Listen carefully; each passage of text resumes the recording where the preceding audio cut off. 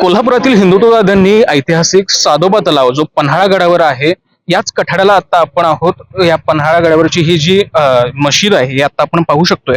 कोल्हापुरातल्या या मशिदीवरूनच आता एक वातावरण आपल्याला तापलेला पाहायला मिळतंय। याच पार्श्वभूमीवर आता आपण कोल्हापुरातील सादोबा जो तलाव आहे त्याच इथं आहोत। आपल्यासोबत काही नागरिक आहेत, त्या समाजाचे काही नागरिक आहेत, त्यांचे काही सदस्य आहेत, त्यांच्या याच्यावर आपण बोलूयात नेमकं काय आहे प्रकरण।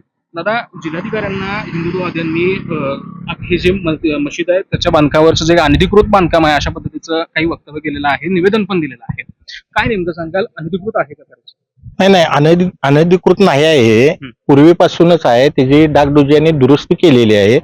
हे ऍक्च्युली शाहू महाराजांचं, राजाराम महाराजांचं त्या दर्ग्याला पहिल्यापासून मानाचा गलप जातो, अजून सुद्धा येतो।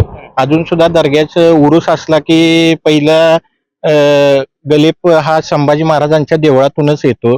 आणि पन्हाळ्यावरती हिंदू मुस्लिम ऐक्याचं प्रतीक आहे। मी पण हिंदूच आहे आणि आम्ही सुद्धा या दर्ग्याला पहिल्यापासून वडिलोपार्जित येत आहे। त्यामुळे हा दर्गा हिंदू मुस्लिम ऐक्याचं प्रतीक आहे। त्यामुळं हिंदुत्ववाद्यांनी जरा आमच्यासारख्या हिंदुत्ववाद्यांच्या बरोबर चर्चा करून काय असेल ते निर्णय घ्यावा। हे पूर्वीपासून आहे असंच आहे, बाकी इथं काय अतिक्रमण कुठल्याही गोष्टीचं झालेलं नाही।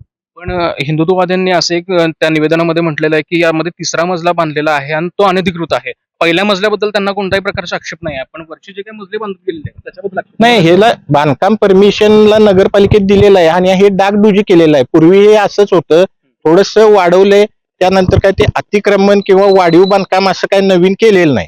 हिंदुत्ववाद्यांनी नेमकं तुम्ही काय आवाहन कराल त्या चॅनलच्या माध्यमातून? पन्हाळ्यातील हिंदू मुस्लिम ऐक्याचं प्रतीक आहे। पन्हाळ्यावर हिंदू आणि मुस्लिम दोन्ही समाज ऐक्यानं नांदतो।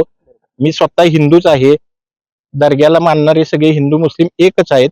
त्यांना जर काही शंका असेल तर त्यांची छोटी एखादी कमिटी असेल तर आपण समंजसानं काय असेल ते विचार त्यांना इथले पन्हाळ्यातले आम्ही सांगू शकतोय। आम्ही हिंदूच त्यांना समजावून सांगू शकतोय। जसं की आता आपण पाहिलं ऐक्यानं आणि जे म्हणतात की समतेनं जे काय असेल ते ज्या पद्धतीनं हिंदुत्ववाद्यांना या पद्धतीनं जे अनधिकृत बांधकाम आहे त्याच्याबद्दल आपण तोडगा काढू, त्याच्यावर आपण समन्वयानं विचार करू, अशा पद्धतीचं काही या बांधवांचं निवेदन आहे। एलएस मराठीसाठी मी निरंजन, कोल्हापूर। विशाळगडचा विषय ज्यावेळी ऐरणीवरती आला त्यावेळी सर्वच गड किल्ल्यांचा सर्वे करत असताना असं लक्षात आलं की पन्हाळ्यावरती सादोबा जी तलाव आहे त्या तलावामध्ये एक 3 मजली अनधिकृत मस्जिद उभा केलेली आहे। त्या अनुषंगानं महसूल प्रशासनाला आम्ही गेल्या वर्षी निवेदन दिलं होतं। त्या निवेदनाच्या अनुषंगाने त्यांनी स्थानिक चौकशी केली असता पंचायत जी नगरपंचायत आहे त्या नगरपंचायतीने त्याबाबतचा अहवाल महसूल प्रशासनाला देऊन 15 महिने याच्यामध्ये उलटून गेले। विशाळगडावरती जो प्रकार झाला तसा प्रकार अन्य कुठे होऊ नये म्हणून आपण राज्य शासनाला एक निवेदन दिलं होतं की प्रत्येक जिल्ह्यामध्ये त्या जिल्हाधिकाऱ्यांच्या अध्यक्षतेखाली समिती स्थापन करून वेळोवेळी प्रत्येक किल्ल्याचं जे काही अतिक्रमण जे होतं आहे ते तपासून त्याच्यावरती कारवाई व्हावी। तर त्या अनुषंगाने कोल्हापूर जिल्ह्याचे जिल्हाधिकारी यांच्या अध्यक्षतेखाली समिती स्थापन झालेली आहे की नाही याबाबतही साशंकता आहे।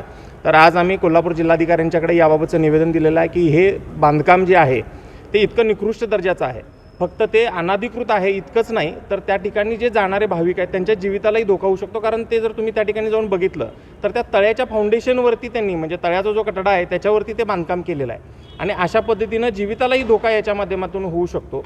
पन्हाळ्यावरती गेल्यानंतर त्या ठिकाणी लगेच डाव्या बाजूला अशा पद्धतीचं प्रशासनाच्या डोळ्यादेखत बांधकाम होतं आहे, यामध्ये प्रशासनाचीही गफलत लक्षात येते। तर आमची प्रमुख मागणी आहे की ते बांधकामही हटवावं, त्याबरोबर ते बांधकाम ज्यांच्या कालावधीमध्ये त्या ठिकाणी अनधिकृत झालं त्या अधिकाऱ्यांच्यावरती तात्काळ निलंबनाची बरोबर त्यांच्या बरखास्तीची कारवाई करण्यात येईल।